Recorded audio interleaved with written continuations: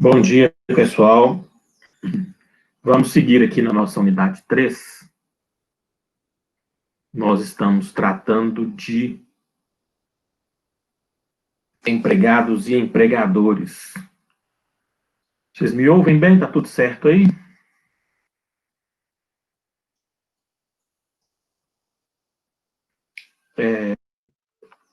Nós vimos anteriormente, eu acho que agora tá certo. Nós vimos anteriormente, na unidade 2, que as relações de trabalho são múltiplas. Nós temos várias possibilidades de reconhecimento de uma relação trabalhista, bastando que haja a prestação laborativa de alguém em favor de outrem. Então, nós temos no mercado, na vida, múltiplas relações de trabalho. Apenas a relação de trabalho qualificada como emprego recebe do Estado proteção especial, que nós chamamos de proteção do direito do trabalho.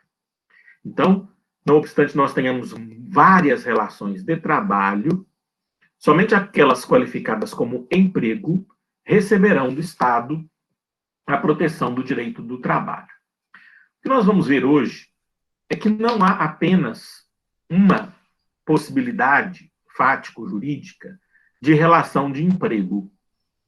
Nós temos três possibilidades diferentes de relação de emprego. A relação de emprego seletista, que nós já vimos, a relação de emprego doméstico, ou relação de emprego doméstica, tanto faz, que nós vamos ver a partir de hoje, e a relação de emprego rural, nós veremos em seguida. Então, a partir da aula de hoje, eu vou indicar a vocês algumas estratégias interpretativas e alguns exercícios para que vocês possam reconhecer, identificar a exata relação mantida. De início, vocês já sabem, sempre e em qualquer situação, a primeira fase interpretativa e de aplicação do direito é isolar a relação que você quer estudar. Não analise o conjunto, não analise em tese, analise no concreto e uma relação de cada vez. Vai pegar o fulano de tal, Antônio, José, Maria, uma pessoa só. Trabalhou para outra pessoa só. Então, selecione essa única relação. Ótimo. Primeiro passo. Segundo, perceba na realidade fática todos os detalhes que você puder. Na área pedagógica, aqui da disciplina, o exercício, a avaliação, a questão será criada por nós, por mim e pelas estagiárias de docência da disciplina, e vocês terão lá os detalhes. Lá no meu site você tem dezenas de problemas concretos. Mas na sua atuação profissional, como advogado, ou como juiz, ou como membro do Ministério Público, você vai ter que fazer as perguntas certas. Você vai ter que fazer a entrevista ou a audiência. E o essencial, então, é saber perguntar. Perguntar para obter o detalhamento da situação concreta. Ok, eu estou analisando a situação de Maria com Antônio. Muito bem. Quais foram os detalhes? Todos. Qual foi a vida laborativa? E a partir desses detalhes, eu vou aplicar o direito. Então, essa segunda fase, eu vou passar para vocês a partir de agora. Muito bem, então vamos lá ao emprego doméstico. Antes de iniciar a análise de identificação e de aplicação, que eu provavelmente vou desenvolver amanhã, eu gostaria de tratar um pouco do histórico da prestação laborativa doméstica no Brasil e também da evolução, da lenta evolução legislativa. O trabalho doméstico, antes de ser emprego, o trabalho doméstico é antiquíssimo no país, né? Remonta à escravidão. O grupo de estudos de direito do trabalho da UFOP tem algumas pesquisas sobre o tema que talvez vocês possam obter algumas informações relevantes. Mas fato é que o trabalho doméstico remonta à escravidão. Havia na nossa região de Ouro Preto, como em qualquer região escravocrata do Império, da colônia do Império, havia o chamado negro de dentro, ou a negra de dentro, que eram os negros escravizados que trabalhavam dentro da casa. Eles não trabalhavam na colheita, no plantio, nem na mineração do ouro, mas eles trabalhavam dentro da casa. E eles recebiam um tratamento próprio de negro de dentro ou negra de dentro. E as tarefas eram limpar, cuidar, cozinhar, lavar, né? Eram as tarefas inerentes à casa senhorial, que não se inseriam na produção econômica da fazenda ou da área de mineração. Havia uma percepção de que o negro de dentro, a negra de dentro, gerava apenas gastos para o senhor, era um luxo, um status. Quando a fazenda recebia visitantes importantes, as negras e os negros de dentro ganhavam, ainda que por 1 ou 2 ou 3 dias, roupas especiais, né? Quanto mais houvesse dentro de casa escravizados, mais rica se parecia a família, então era um gasto, era um status, era um luxo. Ao contrário, aqueles que trabalhavam na produção trabalhavam para sustentar a riqueza da família que escravizava pessoas. E essa ideia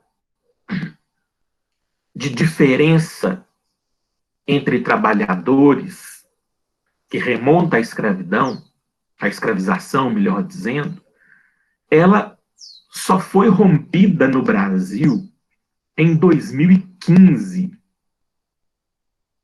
Então, nós vamos tratar aqui de um fenômeno social que não recebeu do Estado brasileiro uma relevância distintiva séria até 2015. E nada me tira da cabeça que foi aí, em 2015, que o governo da presidenta Dilma Rousseff começou a ruir. Porque a Casa Grande não aceita, até hoje, tratar domésticas e domésticos como pessoas. Generalizando, né, que é sempre um risco e é quase sempre imprópria a generalização, e aí peço desculpas por ela, mas generalizando, talvez impropriamente, a Casa Grande de 2015 não aceitou o tratamento igualitário, não aceitou tratar a doméstica como empregada e como pessoa. E aí, a governante que patrocinou a lei nova pagou o preço. Tenho provas disso? Não, não tenho. Há estudos que sustentem essa minha hipótese? Desconheço. Mas estou aqui em sala de aula com os meus alunos e posso conjecturar. Afinal de contas, eu tenho liberdade de cátedra para conjecturar. Apenas uma conjectura. Gostaria eu de um dia, talvez daqui a 10, 15, 20 anos, provar essa tese. Né? Quem sabe? Eu tenho ainda uns 25, 30 anos de UFOP, se a lei não mudar de novo, então eu tenho tempo para construir a comprovação da minha hipótese. Mas deixa para lá, isso não tem muita relevância. Aliás, juridicamente não tem relevância nenhuma. Mas o que nós temos, então? Em 1888, as negras de dentro e os negros de dentro foram libertados. O que mudou na vida deles? O status jurídico. Deixam de ser coisa, passam a ser pessoa. Mudou isso. Muitos continuaram dentro da casa, cozinhando, lavando, servindo, cuidando. Outros foram tentar a vida nas cidades, né? Nos ofícios urbanos. Mas a maioria ficou dentro de casa, dentro da casa do patrão agora, né? Não mais senhor e sim patrão. Mas até 1972, quase 100 anos depois da abolição, não havia nenhum direito a esse trabalhador doméstico. Ele sequer era reconhecido como empregado. Aliás, a CLT de 1943 deixou isso muito claro no seu artigo 7º, a linha A. Depois vocês vejam isso apenas como um registro histórico, tá, gente? Isso não tem muita relevância hoje, é apenas um registro histórico. Em 43, Getúlio Vargas decidiu não contrariar a Casa Grande, nem a Casa Pequena, né? Porque aqui no Brasil, contratar trabalho doméstico não é só coisa de casa grande, casa pequena também contrata. Na verdade, no país há uma situação muito peculiar. Empregadas domésticas contratam empregadas domésticas. Não sei se vocês sabem disso, mas, de qualquer modo, a casa grande e, em certa medida, a casa pequena, lá em 1943, elas não foram contrariadas em seus anseios de exploração, porque Vargas chegou a uma conclusão. Ora, eu posso impor obrigações ao patrão que explora trabalho com objetivos econômicos, porque aquele trabalho produz riqueza. Eu posso impor obrigações trabalhistas para o dono da fábrica, porque é por meio do trabalho na fábrica que ele vai obter o seu lucro. E, afinal de contas, o direito trabalhista que o dono da fábrica vai pagar, ele pode incorporar no preço. Aliás, essa é uma das partes essenciais da CLT, parte não escrita, né, parte de fundamento. Todos os direitos trabalhistas que resultam em custo, e afinal de contas os direitos trabalhistas devem resultar em custo para o patrão, todos eles são facilmente inseridos no preço do produto ou do serviço. Então, no final das contas, quem paga por exploração de trabalho com direitos trabalhistas é o cliente, é o consumidor, é quem paga o preço. O patrão só repassa. Mas isso não acontece no âmbito doméstico, pensou Getúlio Vargas, em 1943. O contratante de trabalho doméstico não tem como repassar esse custo adiante. Ele não tem consumidor e nem cliente. O patrão doméstico, ele vai ter que tirar do bolso dele. Então, pensou Getúlio Vargas, não é justo impor a esse patrão doméstico o mesmo encargo, a mesma obrigação, o mesmo direito do trabalho que suporta o empregador seletista. E aí ele preferiu afastar a incidência da CLT das relações domésticas. Foi mais simples, olha, direito do trabalho não é para doméstico, porque doméstico só gera gasto. Doméstico não gera ganho. para o patrão, não gerando ganho para o patrão, ele não tem que ter direitos trabalhistas. Esse foi o raciocínio de Getúlio Vargas em 1943. Em 1972, muito mais para efeitos previdenciários do que trabalhistas, o trabalhador doméstico mudou de status. Ele deixa de ser um sujeito sem direitos e passa a ser empregado. Mas ele passa a ser empregado com apenas 3 direitos trabalhistas previdenciários: o direito a um salário mínimo mensal, o direito ao registro do contrato em carteira e o direito à contribuição para o INSS, que geraria, em seguida, direitos previdenciários, principalmente aposentadoria. Então, esse é um marco do direito do trabalho, mas ele é muito mais um marco de direito previdenciário.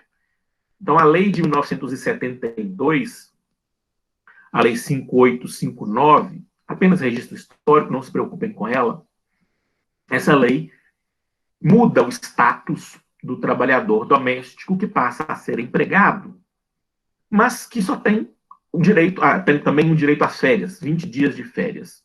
Me lembrando agora aqui, 20 dias de férias, 4 direitos, basicamente. Mas não iguala, em 1972, o Estado brasileiro, domésticos a seletistas. Qual foi, mais uma vez, o argumento vencedor?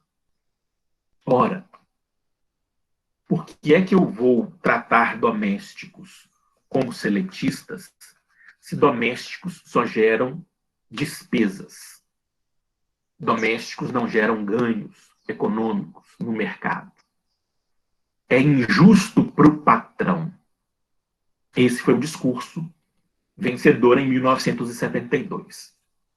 Uma outra referência é 1988, com a Constituição da República, dita cidadã. Nós temos algumas pesquisas dentro da UFOP, dentro do DEDIR, da UFOP como um todo, mas dentro do DEDIR, sobre emprego doméstico.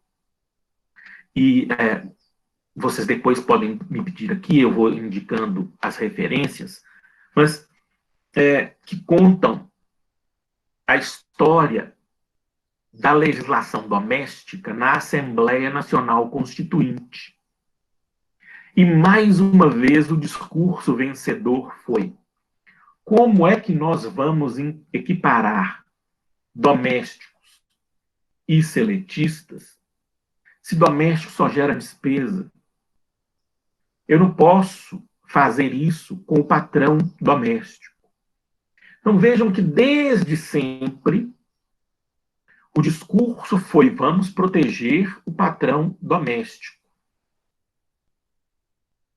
Ele não pode ser visto como um empregador qualquer, porque ele não é.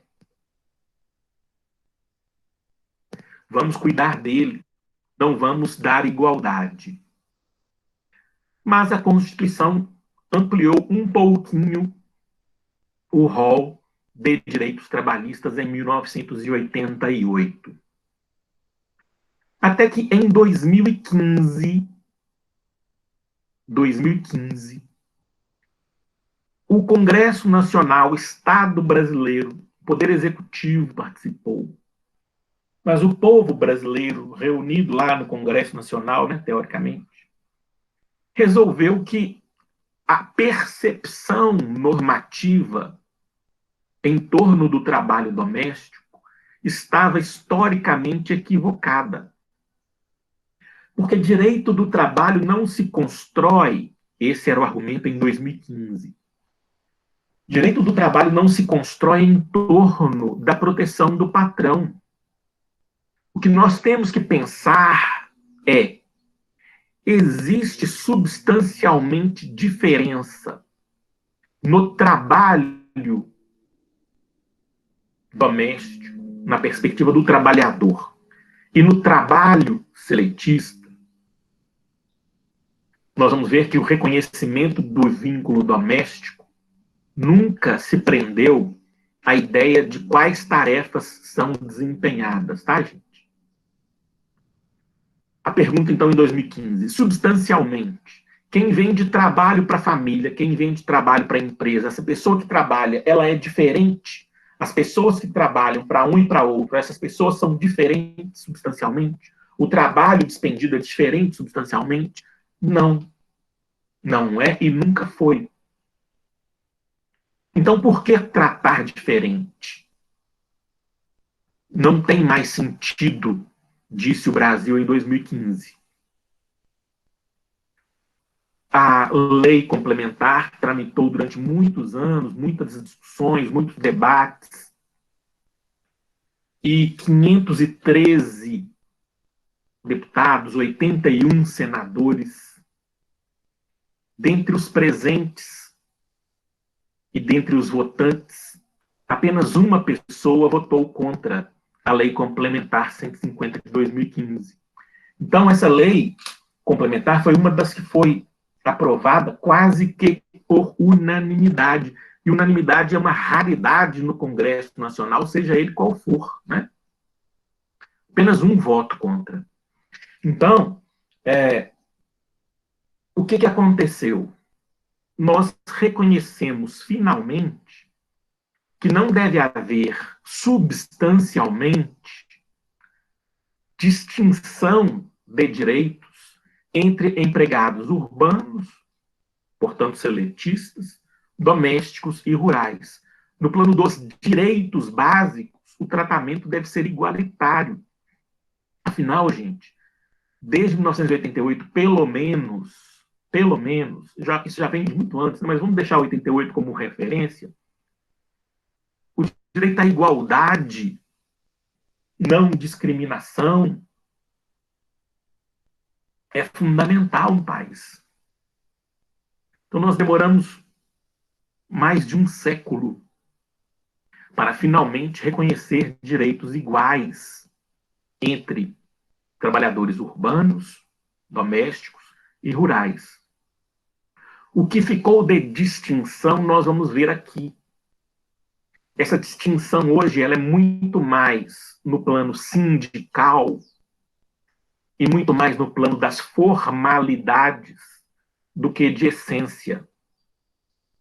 Porque eu concordo, nós não devemos cobrar do patrão doméstico o mesmo grau de formalismo que nós cobramos da sociedade empresária.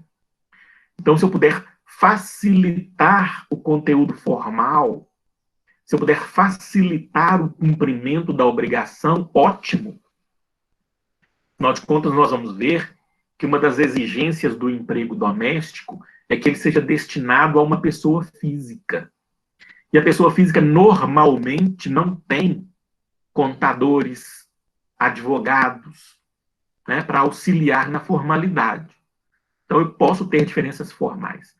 E eu posso ter diferença, e tenho, na representação sindical. Mas, no plano básico dos direitos, não é possível haver diferença. Eu sei que todos aqui já tinham idade de razão em 2015 e devem se lembrar das discussões. Elas foram basicamente as mesmas quando da abolição da escravidão no Brasil. Também o grupo de estudos de direito do trabalho da UFOP tem estudos sobre escravização, abolição. Se vocês quiserem, depois a gente indica. Mas qual era o discurso lá em 1888? Se libertar, a economia brasileira quebra. Se libertar, o Brasil quebra porque o contratante fazendeiro não vai conseguir pagar salário. Libertar significa deixar o trabalhador morrer de fome. Esse era o discurso. O discurso era, e ainda hoje, né, gente? Outro dia teve um nesses termos, um discurso de um sujeito negro. A escravização era boa porque retirava os africanos da barbárie e trazia para a civilização. Libertar poderia significar, isso é discurso de 88, 1888, libertar poderia significar deixá-los para morrer à margem da sociedade, porque o senhor de escravo é quem provia o sustento. Lembrem-se do discurso de 2015. Se vocês não lembram, está muito fácil. Hoje, no final da aula, façam um Google aí. Tem, inclusive, vídeos patéticos. Mas eles são patéticos, mas são didáticos. Peço até que alguém recupere esses vídeos e divulgue para nós aí. Vídeos patéticos de empregadores domésticos dizendo que não iam ou não concordavam com a lei porque iam ter que dispensar as trabalhadoras domésticas, porque não iam conseguir pagar. Não conseguindo pagar direitos iguais, iriam colocar as domésticas na rua. Colocando as domésticas na rua, nós aumentaríamos o desemprego. E essas pessoas, ao invés de protegidas, morreriam de fome. Nesses vídeos patéticos, uma pergunta faltou. E a pergunta que eu faço é a seguinte: Madame, me desculpem o gênero, mas é porque os vídeos majoritariamente são de madames. Madame, a senhora vai limpar banheiro? Essa é a pergunta. Se Madame não vai limpar banheiro, quem vai? O filho da Madame? O marido da Madame? Não, eles não vão limpar banheiro. A negra de dentro vai continuar limpando banheiro. E aí o recorte de cor tem sustentação estatística, tá, gente? De gênero e de cor. O trabalhador doméstico no Brasil, na verdade, é trabalhadora doméstica negra. Isso tem gênero, tem cor, tem pesquisas às dezenas. Então, se Madame não vai limpar banheiro, Madame não vai dispensar. Madame só vai ter que tirar um pouquinho mais, pouquíssimo mais,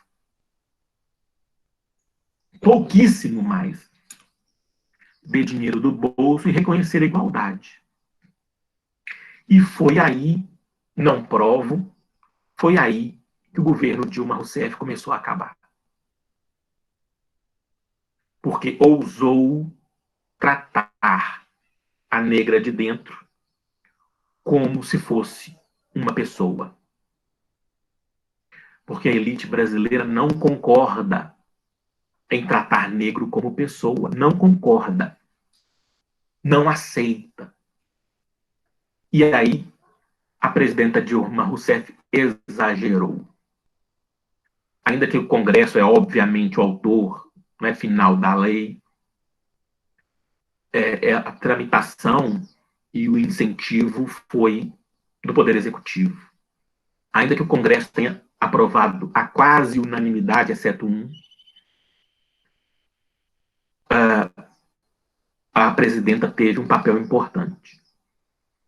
Os discursos lá em 1888 não se confirmaram. O dono da fazenda começou a pagar salário, majoritariamente. E em 2015 os discursos não se confirmaram. Houve dispensa, houve dispensa. Houve mudança de vínculo empregatício doméstico para diarista? Houve. Mas não houve desemprego em massa, como prometido nos vídeos patéticos que circulam na internet. Não houve desemprego em massa, como no discurso patético do único que votou contra. Por quê? Porque Madame não vai limpar privada. Então, o que nós temos hoje? Agora, passando para a parte jurídica, né? Por enquanto, essa primeira meia hora foi um discurso histórico, sociológico, político, né? Mas que eu pretendo conscientizar vocês da relevância do tratamento igualitário. Então, agora passando para o aspecto jurídico, que é o que nos importa tecnicamente. O que é que nós temos hoje? Nós temos quase igualdade de direitos. Na verdade, nós temos poucas distinções referentes a formalidades e alguns ajustes pontuais referentes ao fato de trabalhar na casa, mas nada demais. E eu vou deixar os elementos fáticos jurídicos, porque eu não consigo ler todo o seu. Evandro e também Zé Mauro, ambos escreveram, mas eu não consigo ler aqui porque passa muito rápido para mim, e aí eu perco aqui. Se Zé Mauro primeiro quiser falar, e Evandro escreveu primeiro e Evandro depois, eu dou a palavra. Acho que é importante.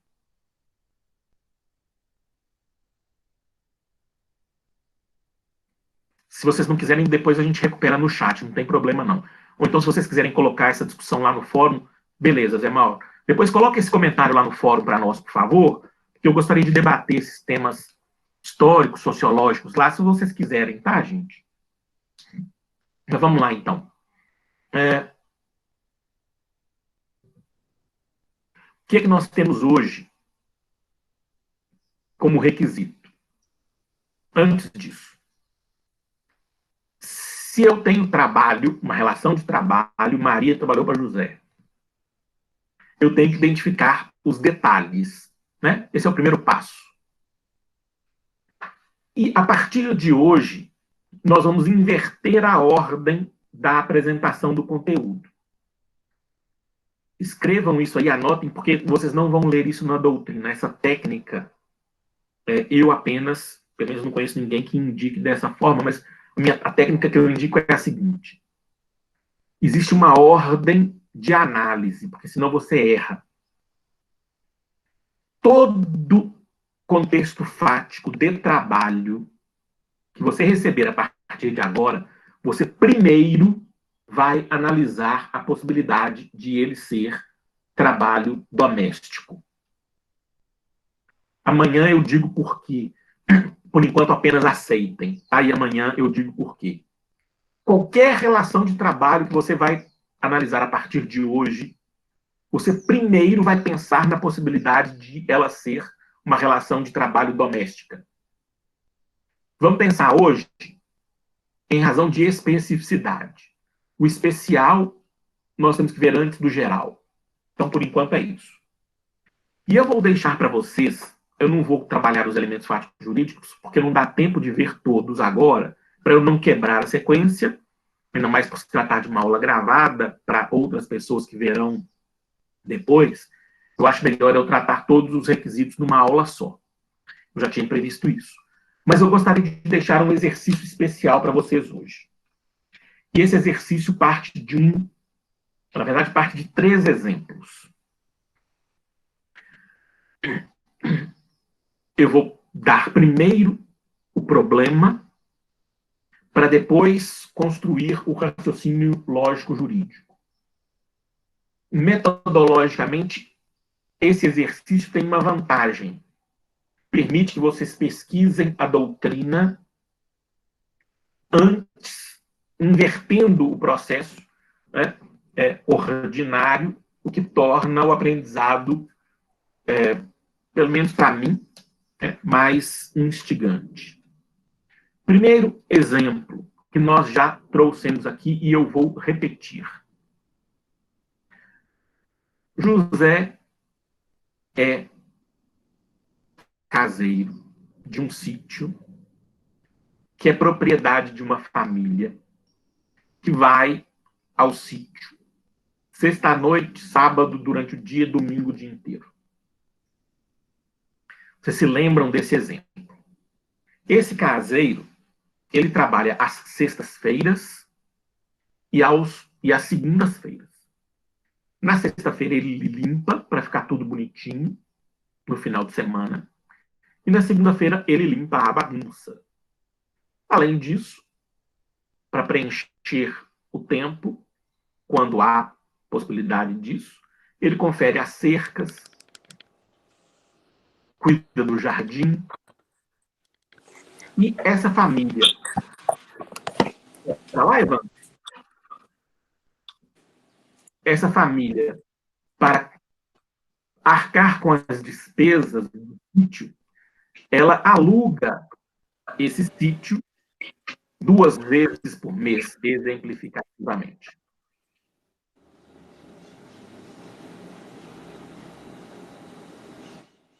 Ah, Evandro, Oi? vai falar alguma Oi? coisa? Não, é porque a doutora Graça me ligou aqui, você desculpa. É porque seu microfone está ligado. Vou desligar aqui, desculpa, que ela ligou, o Beleza, microfone tem problema ligou. não. Tem problema não. Então, esse caseiro, ele só faz limpeza do sítio. E o sítio é alugado para poder pagar esses serviços. Esse é o primeiro exemplo.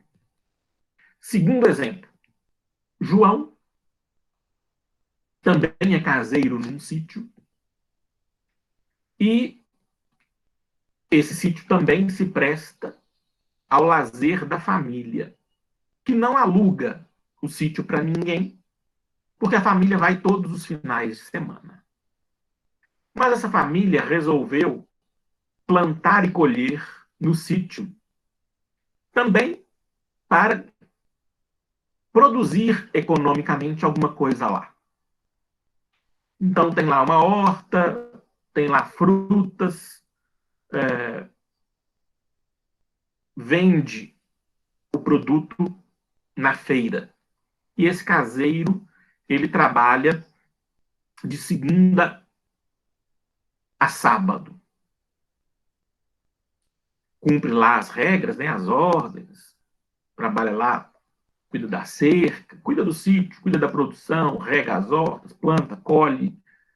E aí no sábado leva o produto para vender na feirinha. Esse é o segundo exemplo. O terceiro exemplo também é de um caseiro, Marcos, que trabalha para a família no sítio, que não tem aluguel, não tem produção, e ele só fica lá cuidando, limpando, e ele faz isso de segunda a sábado. Vou dar, eu disse 4, mas vou dar mais um exemplo. Um quarto exemplo. Silas é outro caseiro e que cuida de um sítio que não produz nada, que não é alugado, mas ele serve a família, ele é churrasqueiro, garçom, essa família é muito festeira. Então, Silas faz a comida, o churrasco, serve a bebida, limpa lá a cozinha. Ele é garçom, churrasqueiro, cozinheiro, todo sábado, todo domingo. 4 pessoas, 4 caseiros. Vocês anotaram aí, gente? Eu vou repassar para vocês anotarem, tá? Amanhã eu quero começar a aula com respostas assim, para aqueles que quiserem responder. Eu não vou impor a ninguém nada, né? Não é da minha estratégia pedagógica, mas eu vou começar a aula de amanhã com esses 4 caseiros. 4 caseiros de sítio.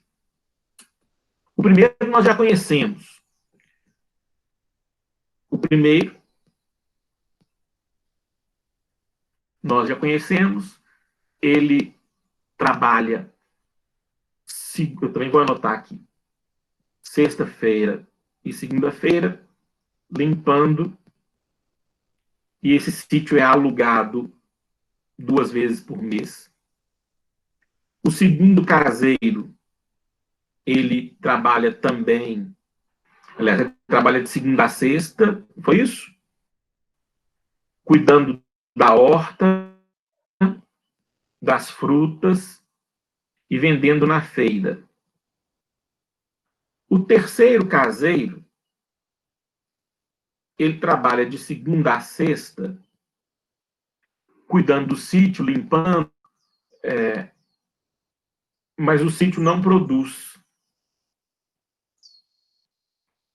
O caseiro e o sítio são para lazer, o sítio é para lazer e o caseiro cuida do lazer e não produz nada. O quarto,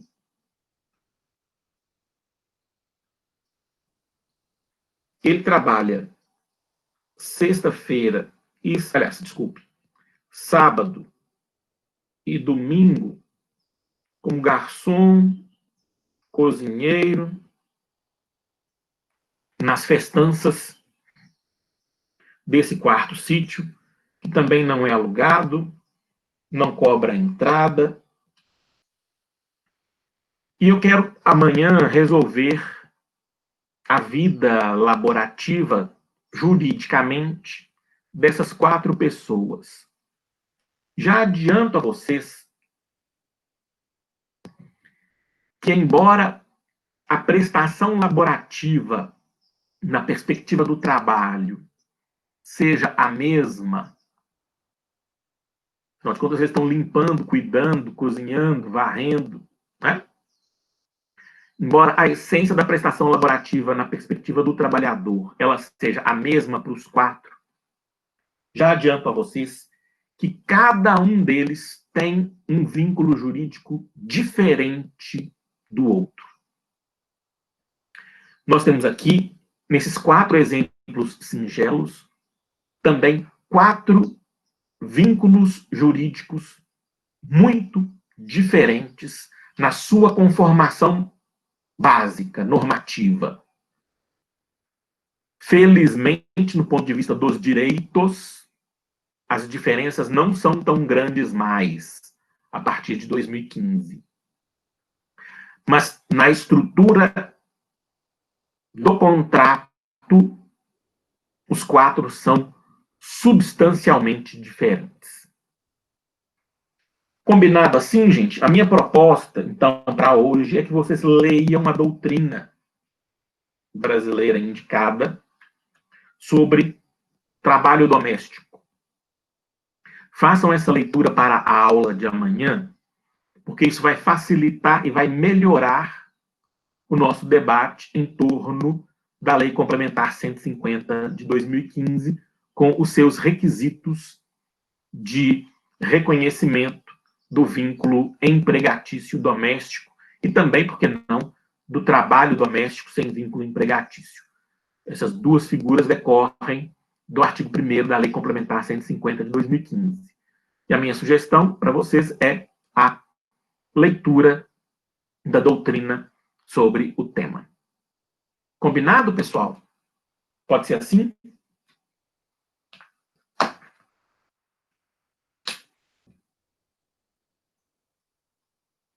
Muito bem, então eu vou contar com a leitura da doutrina e amanhã a gente parte dos requisitos da lei.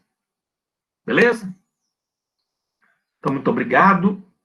Bom dia para todo mundo, bons estudos. E amanhã a gente retoma aqui a discussão do vínculo doméstico. Gente, obrigado, bom dia.